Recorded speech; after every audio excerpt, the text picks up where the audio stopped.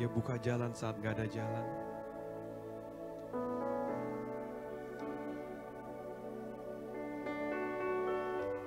Dia tunjukkan mujizat saat kelihatannya mustahil.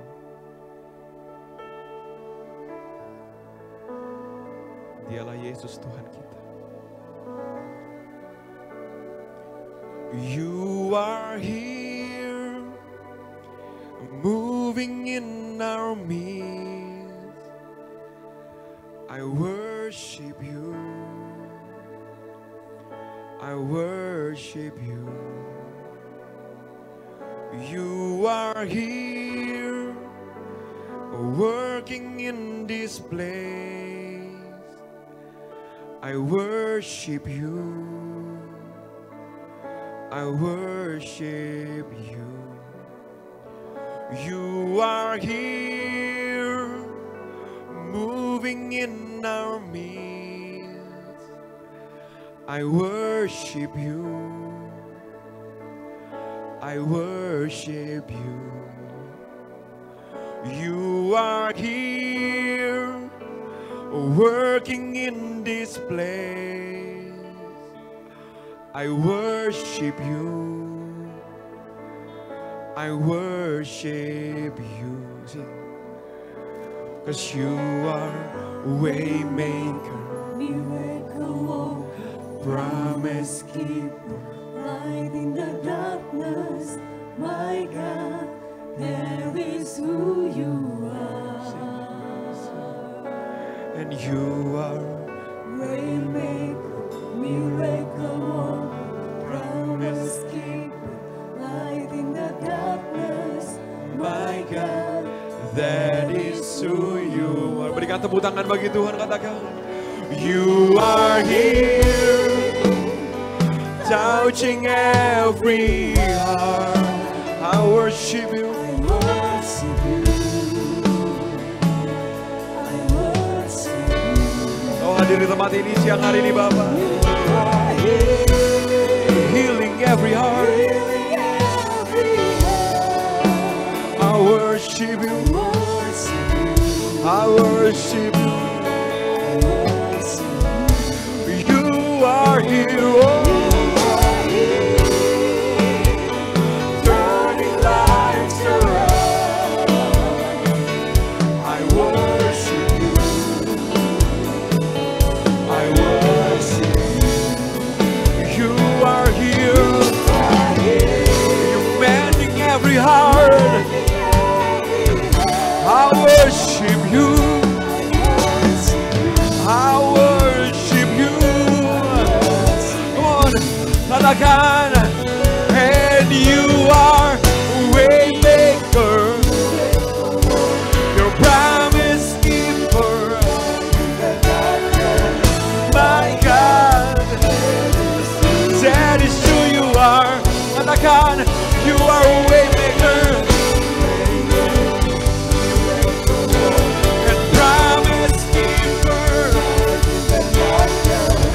My God. Oh, and you are a way maker.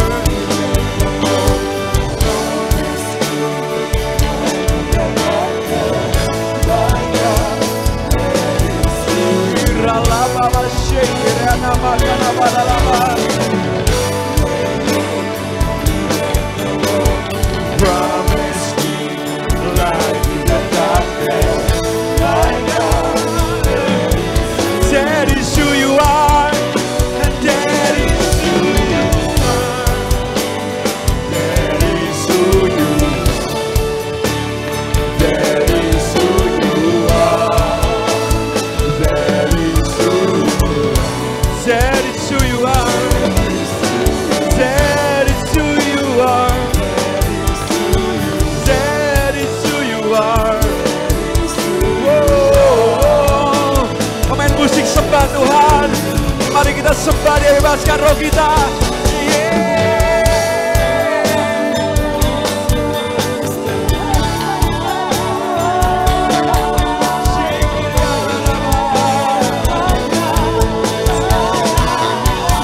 My God, that is who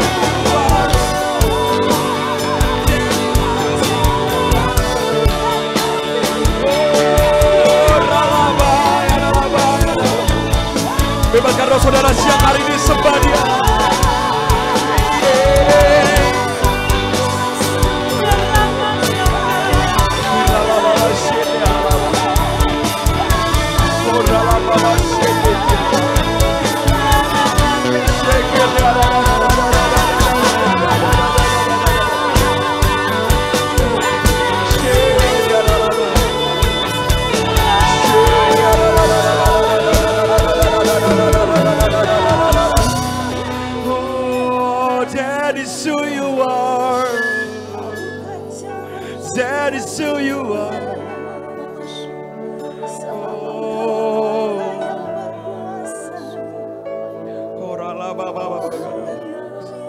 And even when I don't see it, you're working. Even when I don't feel it, you're working. You never stop working. You never stop working. Even when I don't see it, you're working. Even when I don't feel it, you're working. You never stop working. Berapa banyak yang percaya di Allah yang turut bekerja bersama, katakan. Even when I don't see it, you're working. Meskipun kami belum melihatnya, kami belum merasakannya, tapi kami percaya. Yeah, yeah. Even when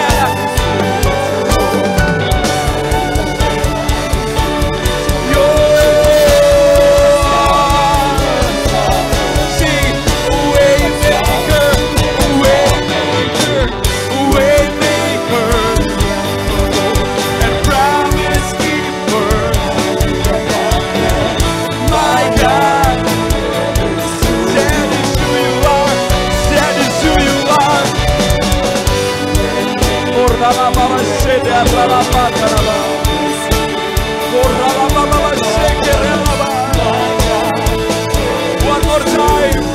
Oh, Waymaker, Waymaker.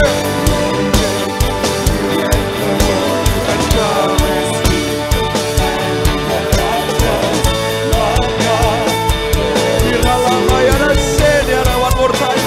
Sing to the Waymaker, Waymaker.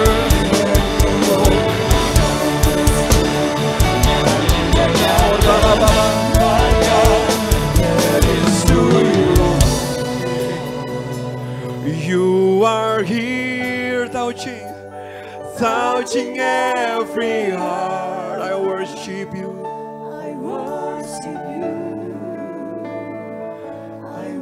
Berapa banyak yang merasakan kehadirannya siang hari ini, katakan. You are here, healing every sickness, healing every heart. I worship you. You are here, turning lives. I worship you. Kami sembah Kau, Tuhan. And you are here. You are here mending every heart. I worship you. I worship you. Mari sembah ya dalam makana ya rada da da da da da da. I worship you. I worship you. I worship you. I worship you. I worship you. Kami sembah hanya Kau yang layak, hanya Kau. Iralababakana ya ralabababaseke. Kemuliaan sedang terjadi, kesembuhan sedang terjadi, anugerah sedang dicurahkan. Terima saja.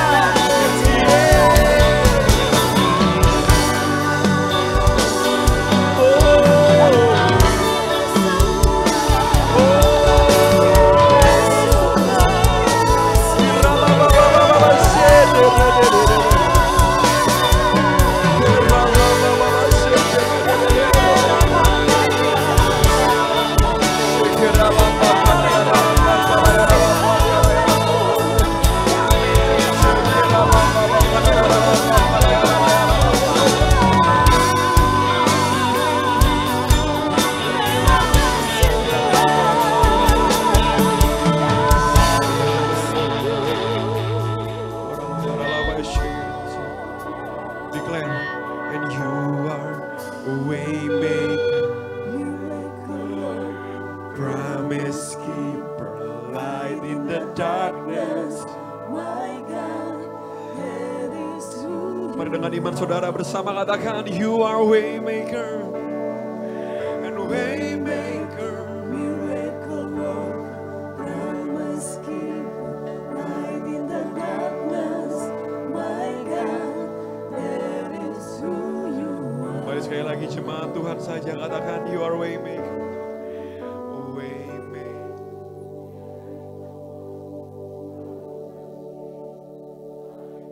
Darkness, my God. Jemaat Tuhan sekali lagi katakan, you are waymaker. Kami percaya Tuhan.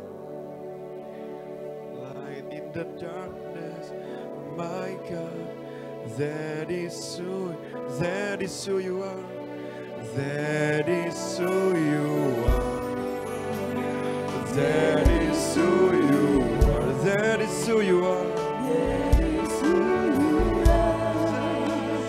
That is who you are. that is who you are, that is who you are, that is who you are, that is who you are. Haleluya.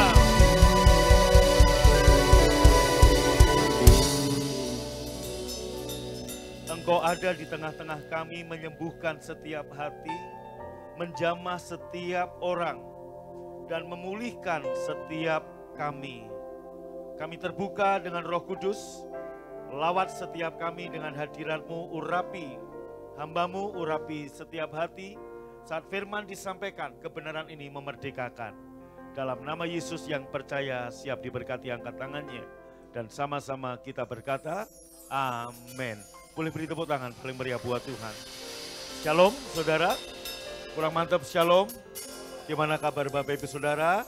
Sehat, kuat, makmur, panjang umur, awet muda. Amin. Tepuk tangan sekali lagi buat Tuhan. Silakan duduk saudara. Ambil kunci D ya. Ini D, E, F, F. Oke. Sebentar. Singer. Nah, Bapak Ibu saya mau ngajak nyanyi satu lagu lama. Saya ngajak saudara memuji Tuhan. Waktu kita memuji Tuhan ini, saya mau Bapak Ibu coba apa yang terlintas dalam pikiran saudara. Lagu ini berkata, Dia menebus kita dari perbuatan yang sia-sia. Hidup kita yang lama telah mati, dan kita meninggalkan cara hidup kita yang lama, cara hidup yang sia-sia. Mari naikkan pujian ini sama-sama ya. Saya minta Bapak Ibu, sementara kita naikkan pujian ini, apa yang terlintas dalam pikiran saudara. Amin. Sama-sama. Bukan dengan barang fana Kau membayar dosaku, dengan darah yang mahal, tiada noda dan celah, bukan dengan emas perak Kau menebus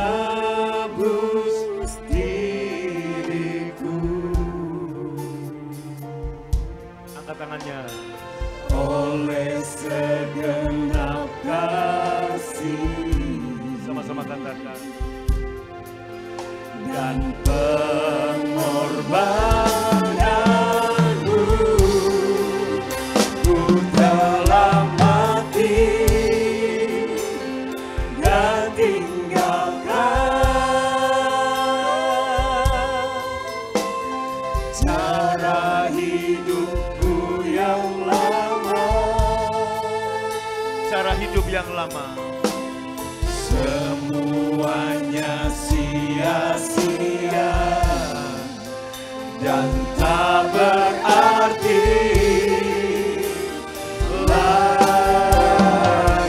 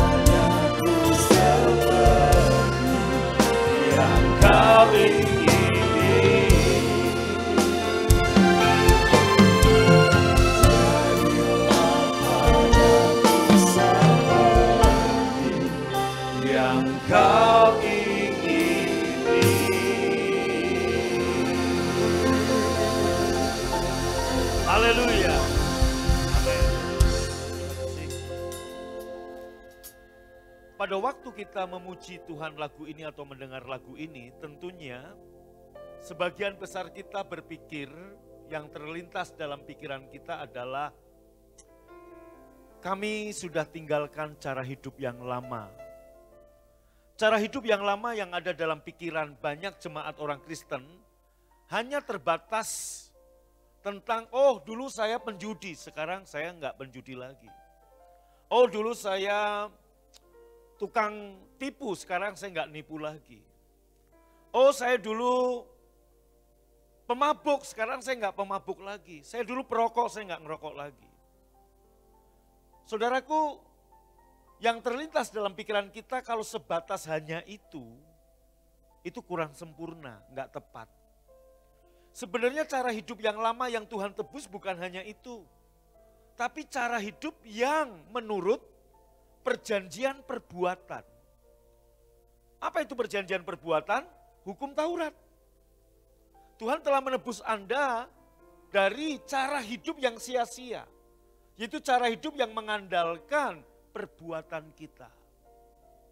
Itu saudaraku.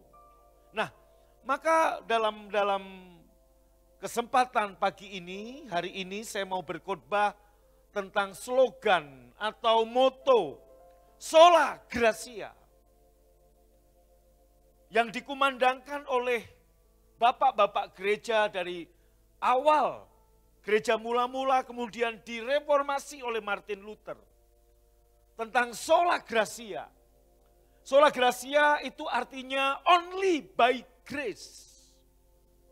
Sama saudara, itu bahasa Latin, ini bahasa Inggrisnya. Atau semua karena kasih karunia. Kalau ada yang amin? Amin. Nah saudaraku, Bapak Ibu banyak orang Kristen berpikir bahwa sola gracia itu hanya untuk keselamatan. Next. Sebenarnya sola gracia bukan hanya untuk keselamatan. Betul. Keselamatan adalah sola gracia. Keselamatan adalah kasih karunia. Keselamatan adalah only by grace. Bukan tentang apa yang saya perbuat, tapi apa yang Yesus buat. Katakan amin. Next, saudaraku. Tapi sebenarnya kasih karunia bukan hanya untuk keselamatan saja. Namun untuk seluruh aspek kehidupan saudara dan saya. Konda amin. Bapak Ibu dengarkan baik-baik. Saudara dan saya sudah ditebus dari cara hidup yang lama. Cara hidup yang sia-sia. Seperti pujian tadi. Nah cara hidup yang lama yang sia-sia ini bukan hanya seperti yang tadi saya katakan, you dulu pemabuk sekarang enggak. Bukan itu aja. Tapi termasuk cara hidup yang mengandalkan perbuatan kita. Hukum Taurat, saudaraku, hampir sama dengan agama-agama di seluruh dunia. Fokusnya adalah saya. Apa yang saya buat, apa yang saya lakukan. Sementara kasih karunia adalah fokusnya apa yang udah Yesus buat untuk saya. Apa yang udah Yesus buat untuk saudara. Nah, maka Bapak Ibu baca sama-sama yuk tulisan ini 2, 3. Sebentar, kurang keras. Saudara hargai saya dong, udah bikinnya semalam-malaman ini saudara. Ya, dari Jumat saya udah nyiapkan ini untuk saudara. Baca yang keras, 2, 3. Kasih karunia bukan hanya untuk keselamatan saja. Namun untuk seluruh aspek kehidupan kita. Untuk you bekerja, hubungan suami istri, hubungan dengan mertua, hubungan dengan anak, untuk bisnis. Anda butuh kasih karunia. Amin. Next saudaraku. Yesus menyelamatkan saudara dan tidak membiarkan saudara berjuang sendiri. Kalau Yesus hanya menyelamatkan Anda dan kemudian Anda dilererkan, silahkan lakukan sendiri perjuangan sendiri. Anda nggak butuh kasih karunia, Anda salah. Kita butuh kasih karunia di dalam kehidupan kita. Next saudaraku. Dalam Yohanes 1 ayat 16, karena dari kepenuhannya kita semua telah menerima. Baca sama-sama yang keras. Iya, kita menerima kasih karunia, demi kasih karunia, demi kasih karunia. From grace to grace, from grace to grace to grace to grace to grace. Amin. Dan menerimanya bukan dari kekurangannya, tapi dari kepenuhannya sebagai Allah. Anda dan saya step by step menerima kasih karunia demi kasih karunia. Berarti, saudaraku, sola gracia bukan hanya untuk keselamatan saja, tapi untuk seluruh kehidupan kita. Orang, saudaraku, gini, orang yang di sebelah Yesus, yang disalib di sebelah Yesus, dia hanya butuh kasih karunia keselamatan. Yaitu, saudaraku, sebab begitu dia percaya Yesus, dia berkata, aku percaya kepadamu, hari itu juga kemudian dia mati, dia hanya butuh kasih karunia yang namanya keselamatan. Sebab setelah itu dia mati, dia masuk surga, dia ada di Taman Firdaus. Tapi Bapak, Ibu, Saudara dan saya yang masih diberi kesempatan untuk hidup di dunia, Anda nggak hanya butuh sola gracia atau kasih karunia hanya untuk keselamatan saja. Tapi kita butuh untuk kita hidup, bekerja, berkeluarga, berbisnis sampai Tuhan datang. Nangkap? Amin. Haleluya. Kurang mantap aminnya. Amin. Nah, maka dari kepenuhannya kita menerima. Kalau Anda mengerti ini, hidup nggak stres. Banyak hari ini hamba Tuhan yang stres, berbeban berat. Karena dia pikir, waduh gimana, saya nyantai. Sebelum pandemi, BFA kehadiran hampir 4.000 orang. Hari ini saudaraku 25%-nya. Tapi karena saya dalam kasih karunia saya nyantai. Berarti kenapa? Loh jangankan jemaat, anak aja itu titipan kok. Anak saya 3 orang ini titipan Tuhan, bukan punya saya. Satu kali mereka akan menikah satu persatu, ninggalin saya, punya keluarga. Kalau you punya anak perempuan, ya agak sedikit lebih berbahagia. Karena anak perempuan akan lebih dekat dengan orang tuanya. Tapi anak laki lebih dekat dengan mertuanya. Itu udah biasa itu. Udah amin ya. Amin. Sudah biasa itu. Haleluya.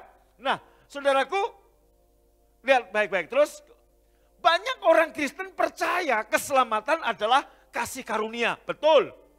Namun, baca sama-sama.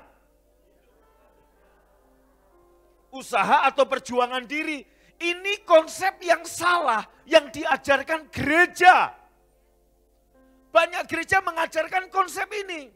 Kamu selamat karena kasih karunia. Setelah itu kamu harus bayar harga. Kamu harus berjuang. Kamu harus begini, kamu harus begini, kamu harus begini. Pak, kalau semua kasih karunia berarti kita nggak perlu disiplin rohani dong. Oke, saya jawab buat saudara. Disiplin rohani, berdoa, saat teduh, ibadah, mengembalikan persepuluhan dan sebagainya, itu bukanlah syarat atau harga yang harus dibayar untuk saudara berkenan kepada Tuhan. Dan juga bukan syarat harga untuk keberhasilan hidup saudara. Oh gitu Pak? Iya. Itu bukan harga yang harus kamu bayar. Bukan syarat untuk kamu berkenan, untuk kamu dikasihi, untuk kamu layak di hadapan Tuhan. Bapak Ibu, banyak orang Kristen gereja ngajar yang salah, akhirnya apa? Banyak orang Kristen capek. Mereka ngerasa nggak layak-layak. Mereka udah ngerasa bayar harga, gue udah begini loh, gue udah pondok Daud, gue udah komsel, gue udah begini. Akhirnya apa? Capek. Begitu capek, ada orang-orang yang keluar dari gereja, karena capek dan mereka berkata, udahlah nggak ada gereja-gerejaan, nggak ada Tuhan-Tuhanan. Bangkitlah suku yang baru, suku Goes. Lebih menarik dari gereja. Ini hari Minggu, saudaraku, saya tadi berangkat ke sini. Banyak orang-orang Kristen di Kota Baru Parahyangan lagi Goes. Saya ngelus dada, saudaraku. Kenapa? Mereka nggak ke gereja, tapi mereka Goes. Halo? Wah, di gereja berkerumun. Loh, mereka juga berkerumun di luar. Kok nggak takut? Saudara, kenapa? Itu tadi. Nah, ada orang-orang yang udah capek. Udahlah, nggak ada Tuhan-Tuhanan, nggak ada gereja-gerejaan. Apalagi ke BFA, ini pendetanya lagi korbannya lama-lama lagi. Nah, saudaraku, ada yang model-model begitu. itu bukan saudara. Di luar sono. Halo? Amin. Nah, mungkin Anda berkata, Pak Agung disiplin rohani enggak? Saya disiplin rohani. Saya punya waktu berdoa. Saya punya waktu saat teduh. Saya punya waktu ibadah. Coba kalau saya enggak punya disiplin rohani, 400 malam lebih loh, 445 hari. Tiap malam. Saudaraku, saya perjamuan. Memimpin saudara, mendisiplinkan anak-anak saya, tiga-tiganya ikut melayani. Itu kalau enggak disiplin rohani enggak mungkin. Tapi itu bukan syarat, bukan harga yang saya bayar untuk saya layak, untuk saya berhasil, untuk gereja ini berhasil, bukan. Tapi apa? Kita lihat. Disiplin rohani adalah akibat dari hidup saya penuh kasih karunia. Onda amin. Hidup saya penuh kasih karunia. Saya mengalami kasih karunia dari Tuhan, maka akibatnya yang keluar dari diri saya itu tadi. Saya punya waktu pendisiplinan rohani. Saya enggak megahkan itu kepada saudara, bukan itu yang saya megahkan. Maksudnya, saya punya waktu doa beberapa jam sehari. Saya punya waktu merenungkan firman. Saya punya waktu untuk nyembah Tuhan. Saya punya waktu untuk saudaraku menyiapkan khotbah-khotbah saya. Bahkan saudaraku minggu depan lagi saya udah punya rancangan dalam pikiran saya. Apa nih tuntunan Tuhan? Saya berdoa, saya tanya. Saya punya, tapi disiplin rohani saya adalah akibat dari hidup yang penuh kasih karunia. Kita lihat saudaraku contoh, ini dia. Yuk baca sama-sama, 2, 3.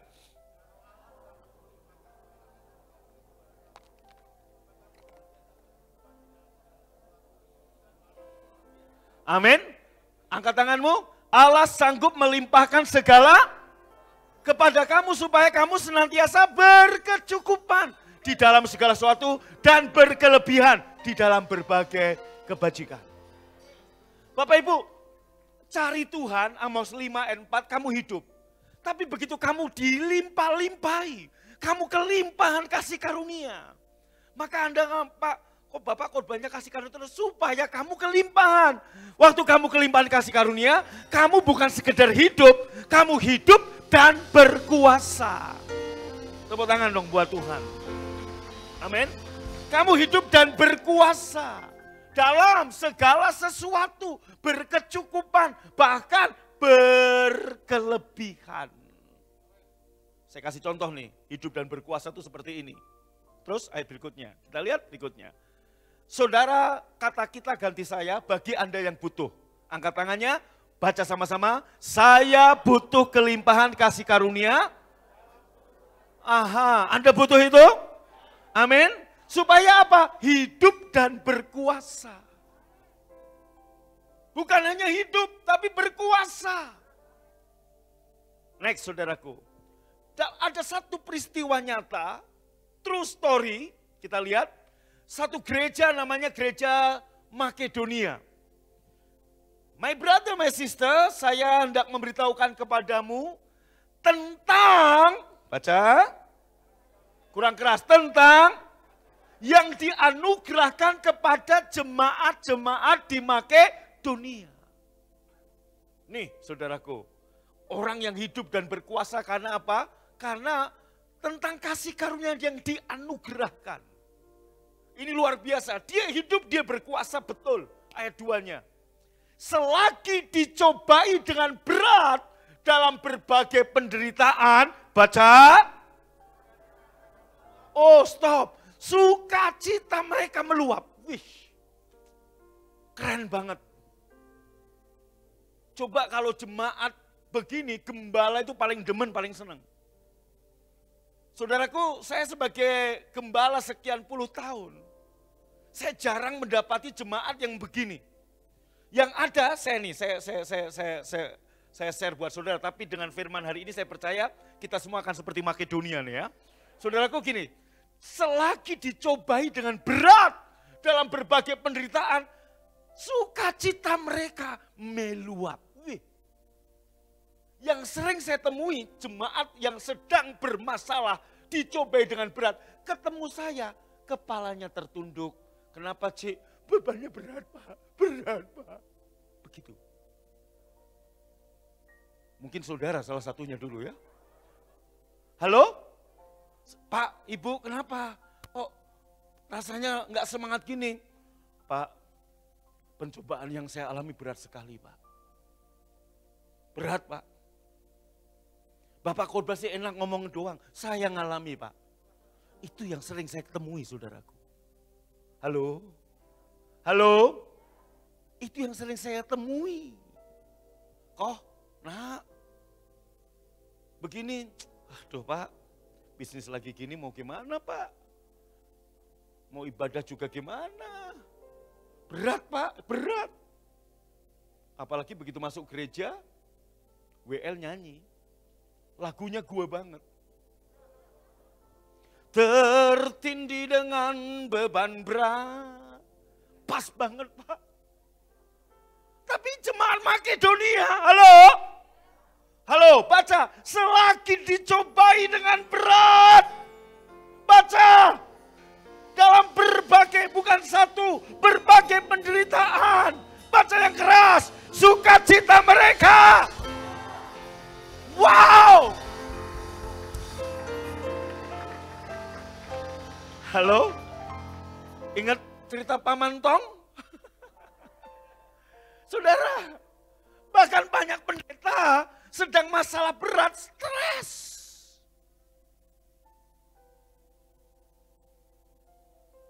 Halo?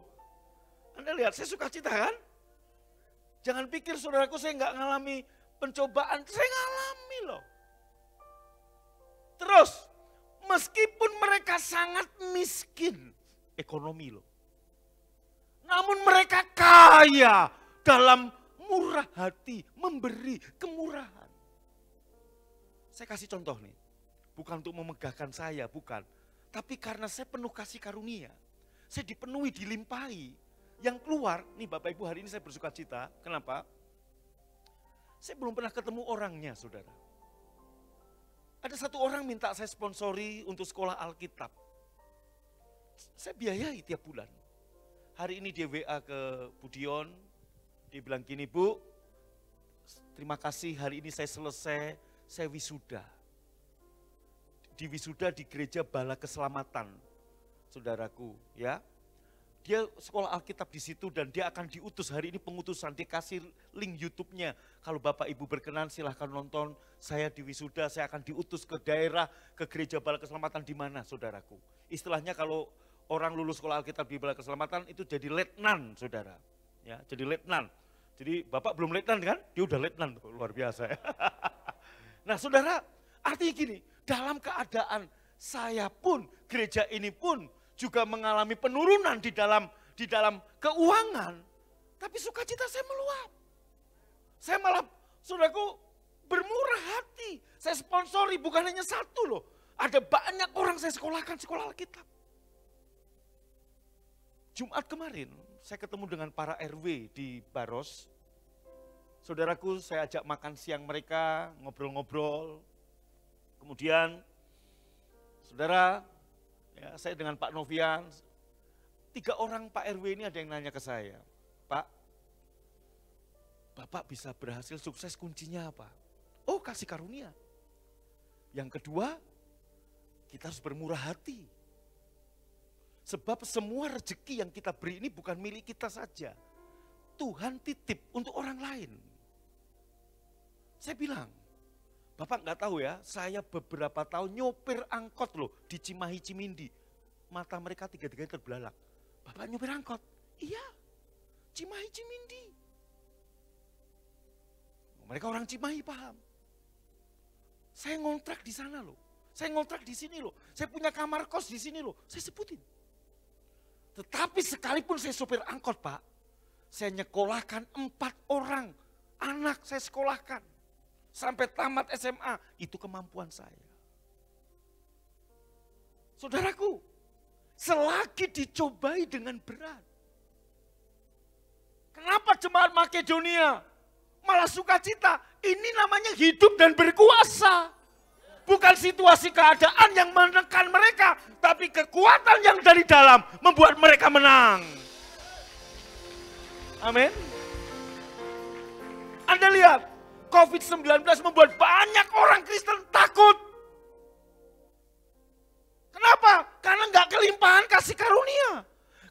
dilimpahi kasih karunia, Paulus, nih lihat, COVID-19, saudaraku, angka kematian di Jakarta 1,7%. Yang sembuh 90 sekian persen. Artinya, saudaraku, ini nggak begitu mematikan. Itu aja banyak orang takut. Ular beludak, angka kematian 99,99%. Tapi kenapa Paulus tetap damai sejahtera, sukacita? Karena dia dilimpahi kasih karunia. Katakan amin. Jemaat Makedonia dicobai dengan berbagai penderitaan, tetap sukacita. Haleluya. Saya percaya jemaat BFA yang dilimpahi dengan kasih karunia, kamu akan hidup dan berkuasa. Berkuasa atas apa? Keadaan. Atas apa? Situasi dan kondisi. Situasi kondisi tidak mencuri sukacitamu. Terus saudaraku, meskipun mereka sangat miskin. Mana ayatnya? Namun mereka kaya dalam kemurahan. Wow. Coba gembala mana yang gak senang kalau jemaatnya begini? Kurang aja kaya dalam kemurahan. Banyak pendeta ngeluh ke saya, gembala. Pak, saya punya jemaat kaya tapi peditnya minta ampun. Apalagi miskin, tambah pedit ya orang model begitu.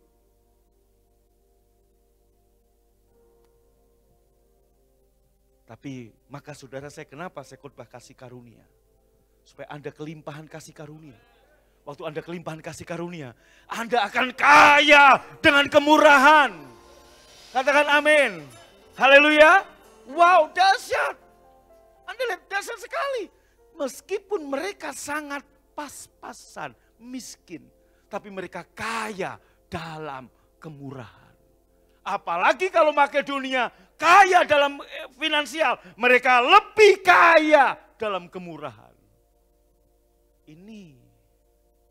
Maka tadi saya katakan, sola gratia, only by grace. Apa yang membuat jemaat Makedonia seperti itu? Kasih karunia.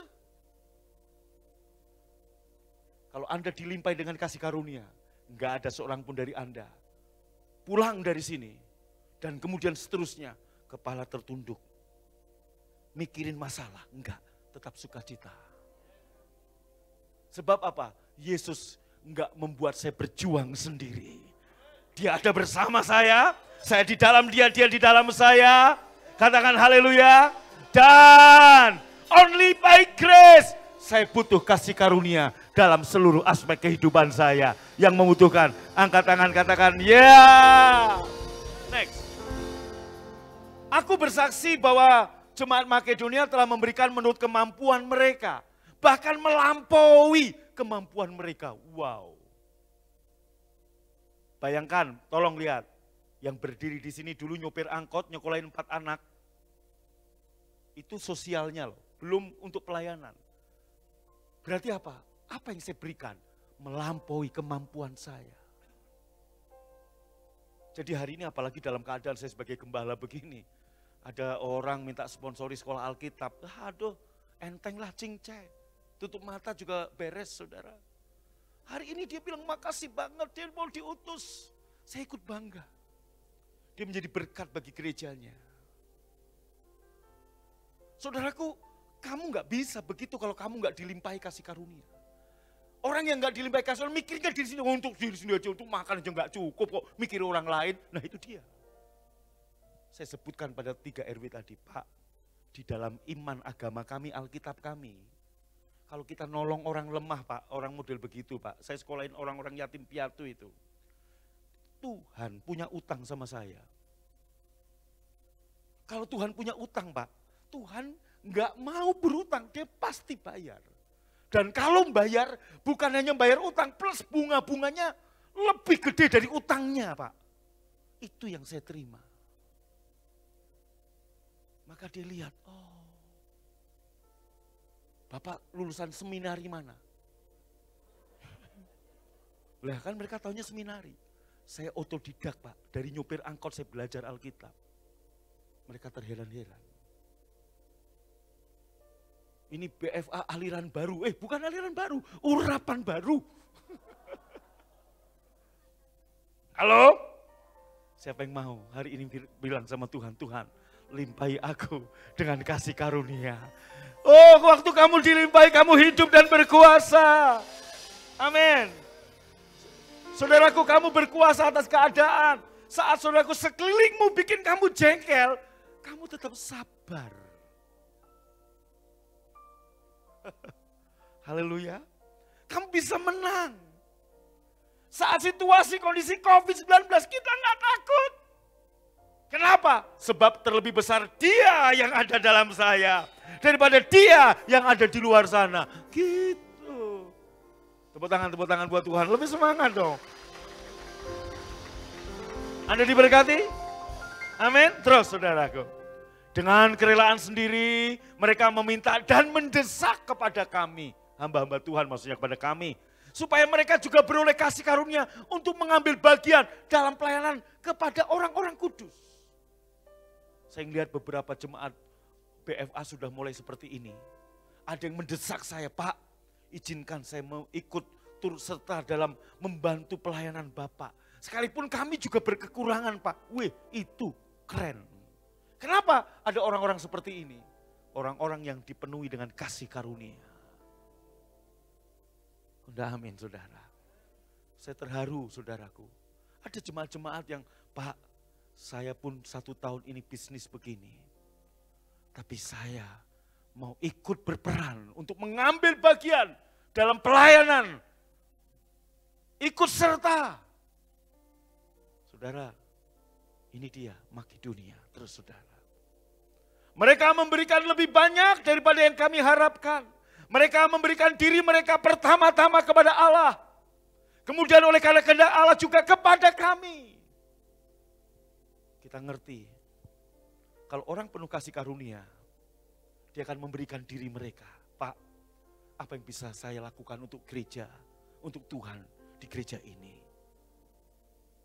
Dalam sisa waktu saya, Pak, sebagai pengusaha.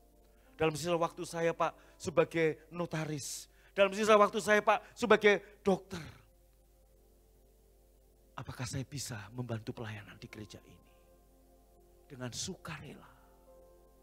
Sebagai aser, sebagai tim PW, sebagai gembala sel. Karena saya sudah penuh kasih karunia, Pak. Saya membagi hidup saya untuk orang lain. Keren. Kok udah amin? Yang amin kok cuma 3 orang. Kalau Anda penuh kelimpahan kasih karunia, engkau akan memberi dirimu. Kamu gak hitung-hitungan. Memberi waktu, tenaga kamu kepada Tuhan. Kenapa? Itu bukan syarat untuk kamu berkenan. Bukan syarat untuk kamu layak. Bukan syarat untuk kamu diberkati. Tapi itu apa? Akibat dari kasih karunia yang saudara dan saya terima dari Tuhan. Katakan amin. Haleluya. Terus saudara. Anda sudah dipimpin sang kasih karunia yaitu Yesus Kristus. Terus, maka jangan lagi berbalik ke hukum Taurat. Apa itu hukum Taurat? Upaya diri sendiri. Cara hidup yang pertama dulu. Cara hidup yang sia-sia. Anda harus punya cara hidup sola gratia. Only by grace. Semua karena kasih karunia. Terus saudaraku, Galatia 5 ayat 4 berkata, kamu lepas dari Kristus.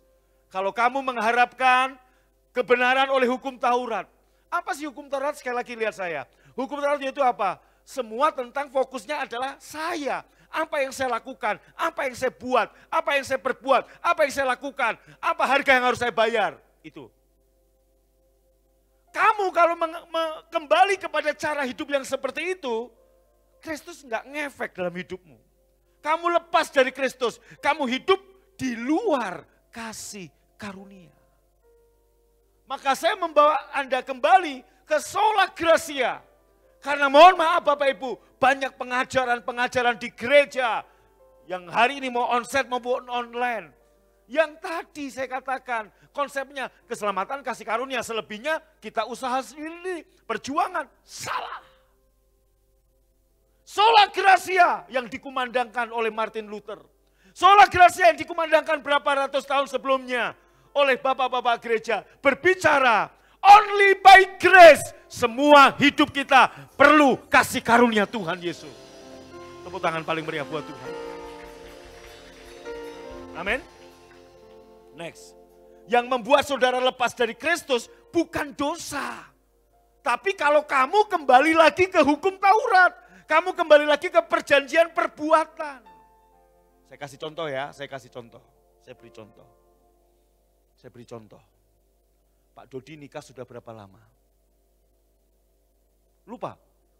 13 tahun. Mana istrinya? Angkat tangan. Pernah bohong ke istri enggak? Sering. Saudaraku, kasih karunia bukan lisensi buat dosa.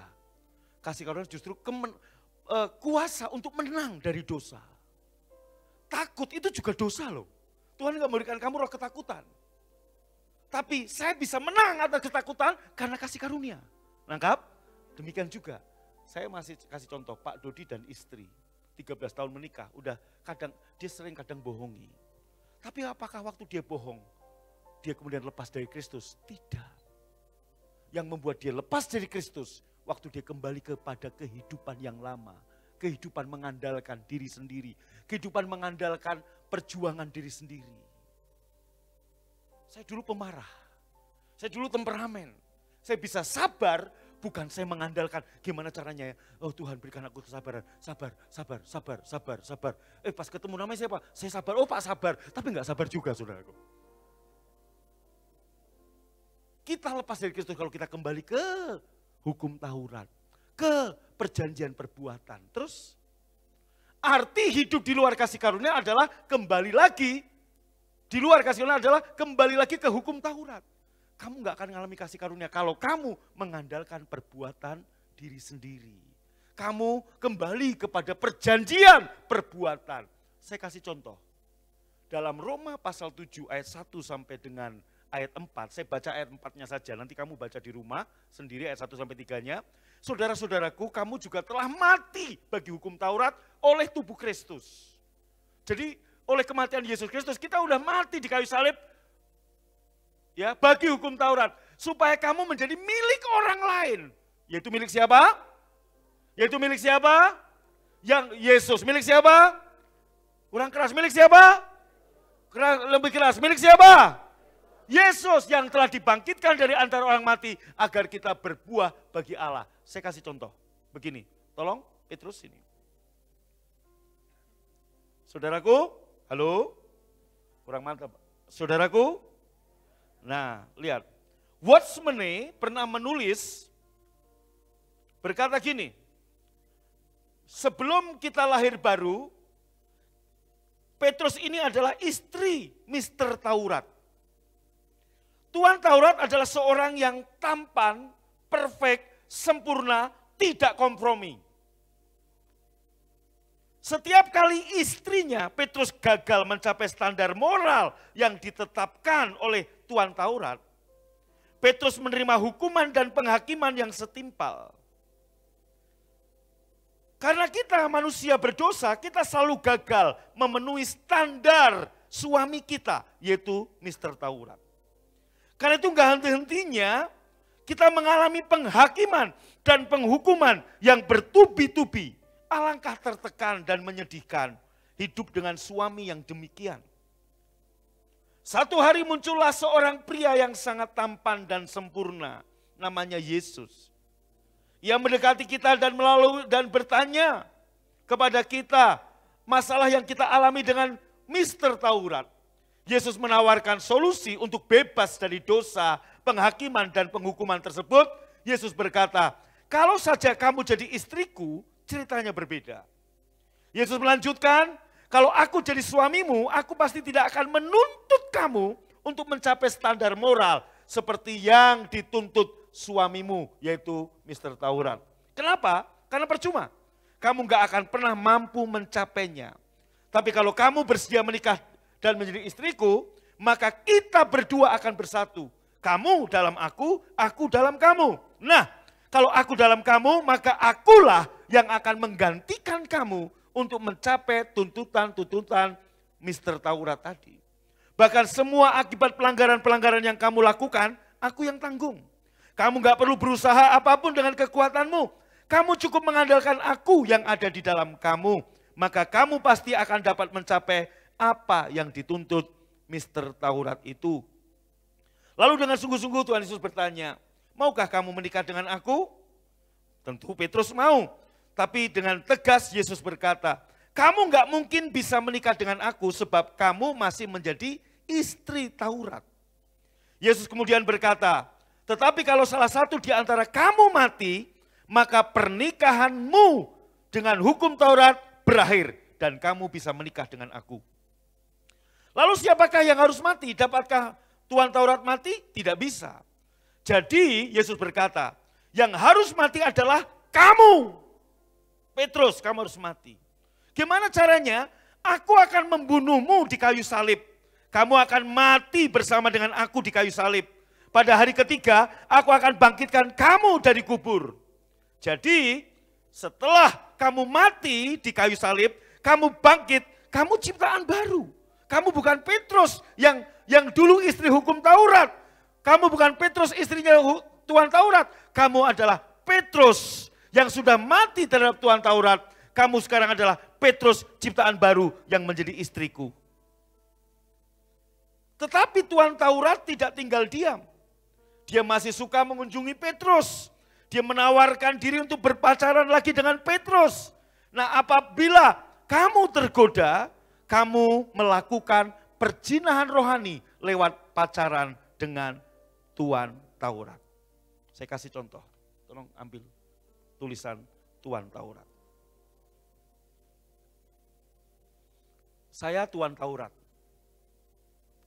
Saya bukan Agung, saya Tuan Taurat. Sebut saja saya Tuan Taurat.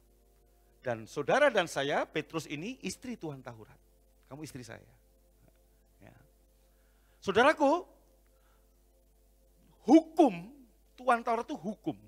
Hukum itu lempeng. Hukum itu enggak kompromi.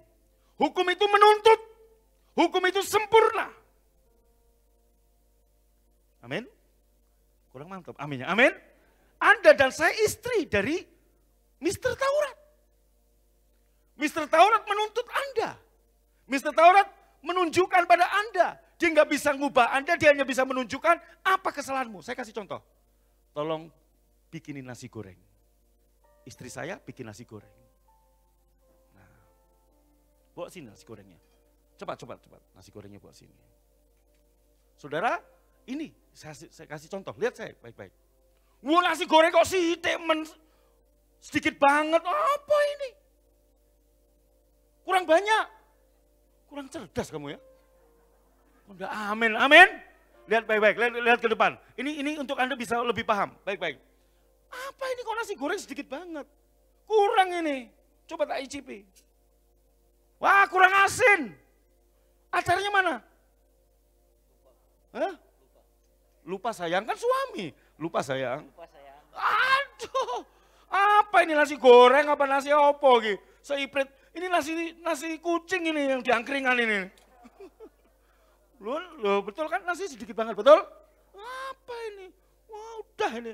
Nah, Anda lihat, Tuan Taurat, dia hanya menuntut dari Anda. Dia hanya menunjukkan kesalahan Anda, tapi dia tidak bisa memperbaiki Anda. Apa ini? Ya udah, ambil minumnya. Teh, itu teh, bawa sini. Ini Tuan Taurat. Coba tak minum.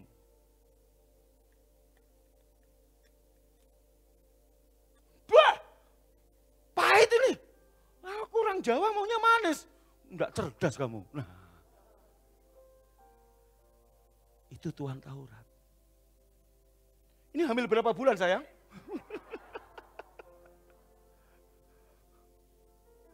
Ini Tuan Taurat. Kemudian saudaraku, Petrus terima Yesus. Dia dibunuh di kayu salib bersama Yesus.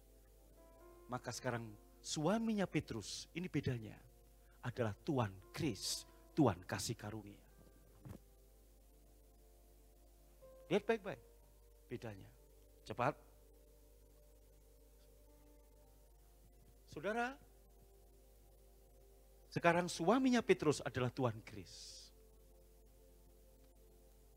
Bapak Ibu yang dikasih Tuhan, Tuan Kris tidak menuntut tapi menuntun. Tuan Kris, saudaraku, tidak menunjukkan, hanya bisa menunjukkan kesalahan tapi memperbaiki dia. Tuan Kris datang bukan untuk dilayani, tapi untuk melayani dia. Tolong ambil kursinya. Maka saudaraku, ini yang Tuan Kris lakukan. Sini, di jalan sama Anda istrinya. Kamu capek sayang? Iya, silakan duduk sayang. Tuan Kris yang melayani dia, ambil nasi goreng. Tolong dimakan sayang. Saya yang masak, makan. Kamu capek ya? Tak pijitin.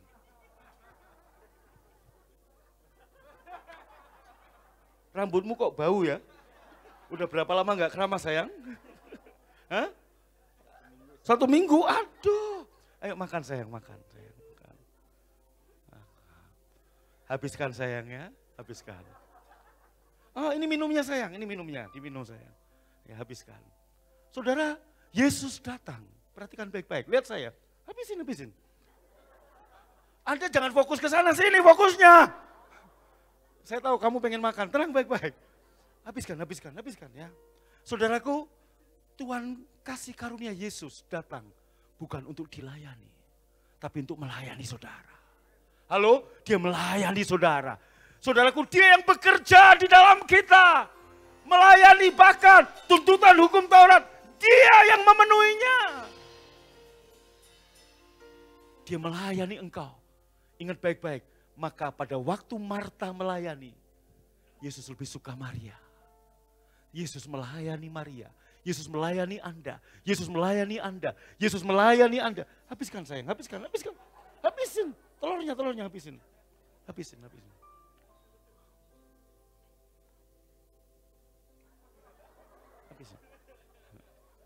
Terus. Enak ya? Nah, enak. Oh, pesen gak enak. Kamu apa yang gak enak sayang. Haleluya. Terus habisin. Habisin. Siapa yang buatin nasi goreng? Yang buatin nasi goreng Tuan Kris.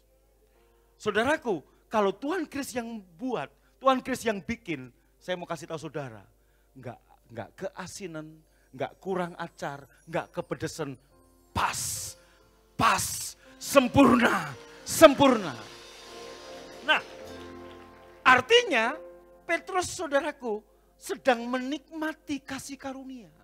Oh dia haus. Tuan Kris yang memberikan dia minum. Kamu haus sayang? Iya, minum. Waduh. Kamu capek sayang ya?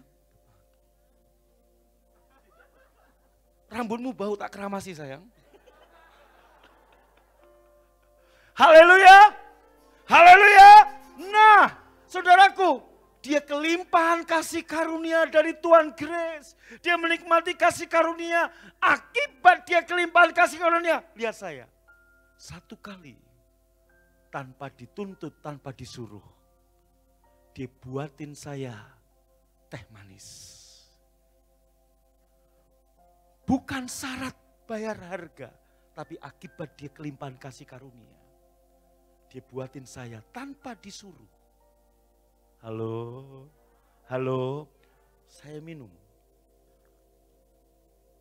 Kalaupun kurang manis, kurang sempurna, saya yang menyempurnakannya.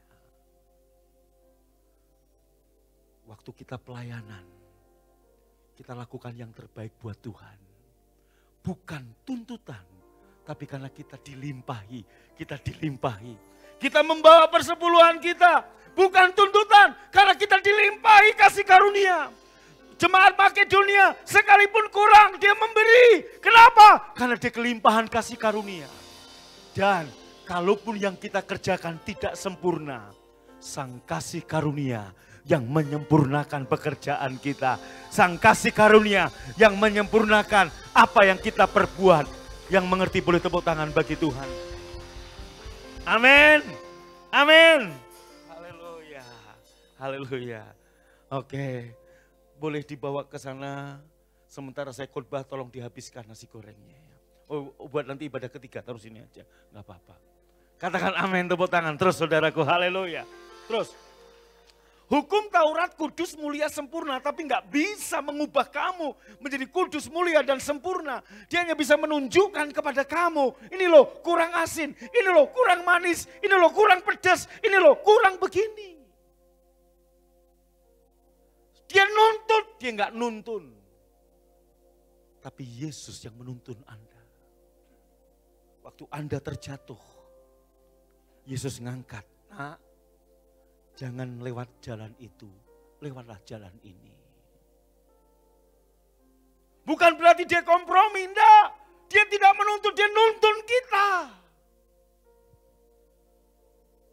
Hukum Taurat hanya menjadi cermin yang hanya bisa menunjukkan siapa kamu, tanpa bisa ngubah kamu. Tapi kasih karunia, ibarat Anda datang ke Korea, berangkat wajah Jumadi, pulang wajah Siwon. Kok enggak tepuk tangan buat Tuhan? Kasih karunia bisa mengubah Anda. Haleluya, yang mengerti tepuk tangan paling meriah. Amin. Saya bisa berubah. Kenapa? Kasih karunia mengubah saya. Hukum hanya bisa menunjukkan siapa saya. Tapi Yesus mengubah saya. Next, saudaraku. Mayoritas orang Kristen hidup mengandalkan kasih karunia hanya pada awal perjalanan setelah lahir baru. Oh, semua baik grace, semua baik grace. Tapi terus, setelah itu tanpa disadari, kembali ke cara hidup yang lama. Cara hidup yang sia-sia. Cara hidup mengandalkan perjanjian perbuatan. Bayar harga. Terus saudaraku. Maka kita sering dengar istilah, kami sedang mengalami kasih yang mula-mula. Kami on fire. Kami menyala-nyala. Setelah masa kasih mula-mula, kami masuk masa bayar harga. Salah. Yang benar, Yesus sudah bayar harganya. Kita terus ada dalam masa kasih mula-mula karena kasih karunia. Setiap hari saya penuh dengan cinta yang mula-mula melayani Tuhan. Sebab kalau kamu kehilangan kasih yang mula-mula, saudaraku, kitab Wahyu berkata, kamu setelah begitu dalam jatuh dalam dosa. Bagaimana supaya saya bisa terus dalam kasih yang mula-mula? Hanya kasih karunia. Amin. Maka Anda lihat, saya semangat terus toh. Anda pernah lihat saya nggak semangat? Saya semangat terus. Apakah Anda tahu, oh Pak Agung sih semangat, nggak ada masalah? Loh, bukan nggak ada masalah. Selagi dicobai dalam berbagai penderitaan, sukacitaku pun tetap meluap. Sekalipun aku kekurangan, aku penuh dengan kemurahan hati. Kenapa? Sebab semua adalah karena aku dilimpahi dengan kasih karunia. Ini kenapa saya khotbah tentang kasih karunia. Supaya saudara dilimpahi dengan kasih karunia. Dan kalau Anda kelimpahan kasih karunia, kamu hidup dan berkuasa. Bukan sekedar hidup, tapi berkuasa. Tepuk tangan paling meriah. Amin. Sukacitamu bukan lagi banyak order wedding. Kalau Anda mungkin wedding organizer. Atau Anda catering. Sukacitamu bukan lagi karena banyak yang order catering. No. Sukacita saya. Karena saya dilimpahi dengan kasih karunia. Sekalipun keadaan di luar menyedihkan, saya bisa bersukacita. Karena saya dilimpahi dengan kasih karunia. Sekalipun saya pas-pasan, saya tetap bermurah hati. Karena saya penuh dengan kasih karunia. Yang menyedihkan, saudaraku. Banyak orang Kristen kaya tapi pelit. Tapi jemaat BFA kaya dan kaya kemurahan. Tepuk tangan yang mengerti, tepuk tangan. Karena engkau dilimpahi dengan kasih karunia yang luar biasa. Terus saudara, kesimpulannya, kita telah mati terhadap hukum Taurat atau perjanjian perbuatan. Terus, jadi jika kita mengandalkan hukum Taurat, kita lepas dari Kristus. Terus, ini yang disebut perjinahan rohani, yaitu mengandalkan upaya, usaha, perjuangan diri sendiri untuk berkenan, untuk layak, untuk sehat, untuk diberkati, untuk sukses. Inilah cara hidup yang sia-sia. Gereja mengajarkan, banyak gereja mengajarkan hal ini. Menuntut Anda Kamu harus berjuang supaya kamu berkenan. Kamu harus begini, ini bayar harga. Saya mau beritahu saudara, kamu sedang mengadakan perzinahan rohani. Suamimu yang sekarang, Yesus, akan berduka. Sebab terkutuklah orang yang mengandalkan kekuatannya sendiri. Tapi diberkatilah orang yang mengandalkan Tuhan. Terus saudaraku, dalam hukum Taurat, hukum menuntut kebenaran dari perbuatanmu. Terus dalam kasih karunia, Tuhan menyediakan kebenaran sebagai anugerah pemberian kepada saudara. Terus saudaraku, amin. Bangkit berdiri. Ku telah mati dan tinggalkan cara hidupku yang lama. Semuanya sia-sia dan tak berarti lagi. Hidup ini ku letakkan pada mezbamu ya Tuhan. Jadilah padaku seperti yang kau ingin. Angkat tanganmu, katakan, ku telah mati. Ku telah mati dan tinggalkan cara hidupku yang lama. Semuanya sia-sia dan tak berarti lagi. Hidup ini ku letakkan pada mezbamu. Siapkan roti dan anggur saudara. Katakan, jadilah padaku seperti yang kau ingini. jadilah Padaku seperti yang kau ingini. sekali lagi. Jadilah padaku seperti yang kau ingini. Angkat roti dengan tangan kanan saudara lebih tinggi dari kepala saudara. Anda dan saya sudah mati bersama Yesus di kayu salib. Maka hubungan saudara dengan perjanjian yang lama sudah selesai. Suami saudara sekarang bukan Law, bukan Tuan Taurat, bukan Mr. Law, tapi suami saudara adalah Yesus, Sang Kasih Karunia, Mr. Grace, Tuan Kasih Karunia. Bukankah roti yang kita pecah-pecahkan hari ini adalah persekutuan dengan tubuh Tuhan Yesus? Yang percaya katakan amin. Makan dalam nama Tuhan Yesus.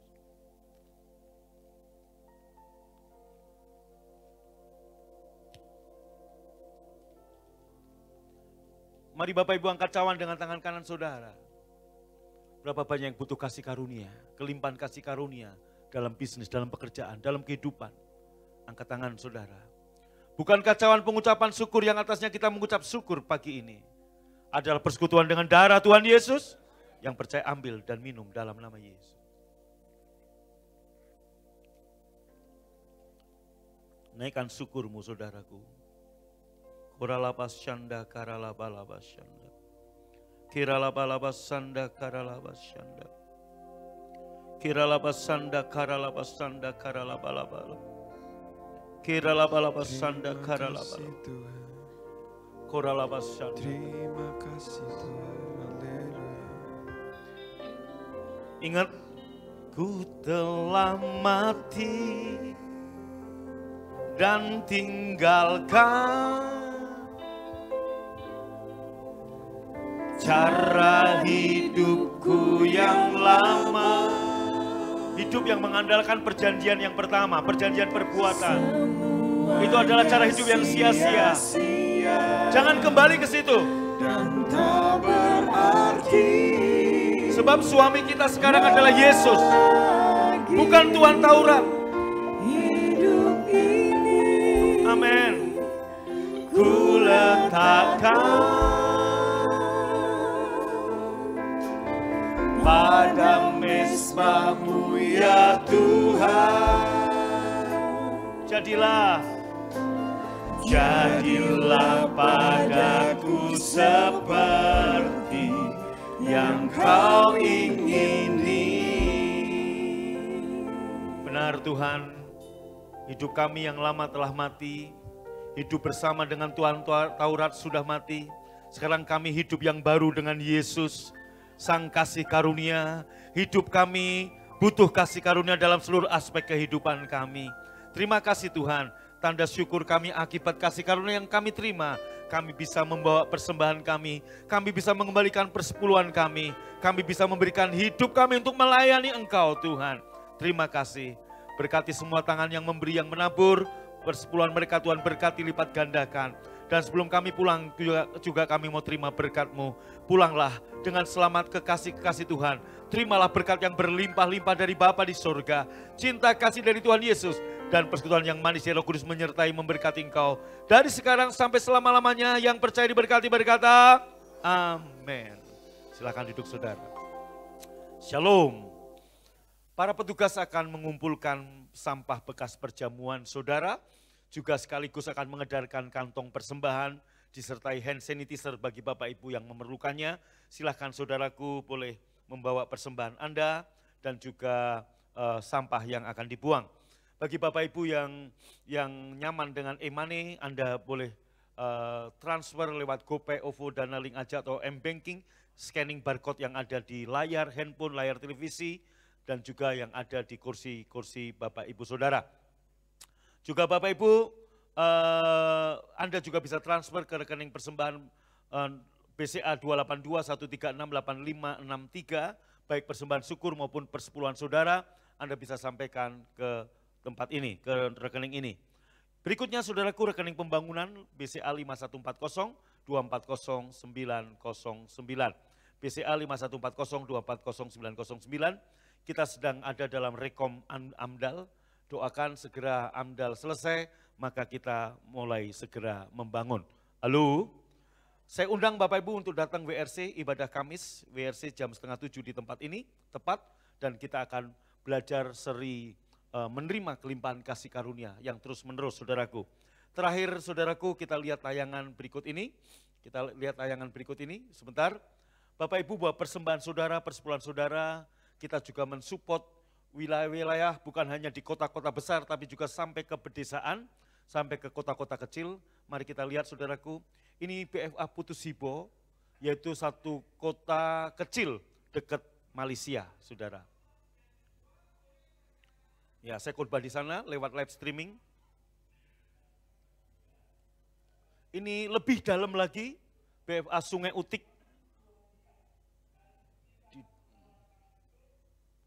Ini Kuala Kapuas, Kalimantan Tengah. Ini hanya sebagian saja saya sampaikan buat saudara. Ya. Jadi persembahan Bapak Ibu kita juga mensupport pekerjaan misi ke daerah-daerah. Kita juga membangun gedung di daerah-daerah juga dari persembahan Bapak Ibu Saudara. Jadi dari sini, Shalom, Ko Hansen, halo Shalom. Ya, jadi kalau ada orang di luar tanya, oh BFA memperkaya diri, Anda lihat ini hasilnya, buahnya, betul? Halo, Anda lihat. Ini Palangkaraya gedung yang lama, muat 500 orang. Nanti akhir bulan saya akan ke gedung yang baru. Pak Gatot gedung yang lama juga belum pernah ya, apalagi gedung yang baru ya. Ya, haleluya. Ini muat 500 orang, gedung yang baru muat 1.200 orang. Ini Palangkaraya saudara, gedung yang lama ibadah kemarin, minggu kemarin. Saya khotbah di sana juga, lewat live streaming tentunya. Amin. Haleluya.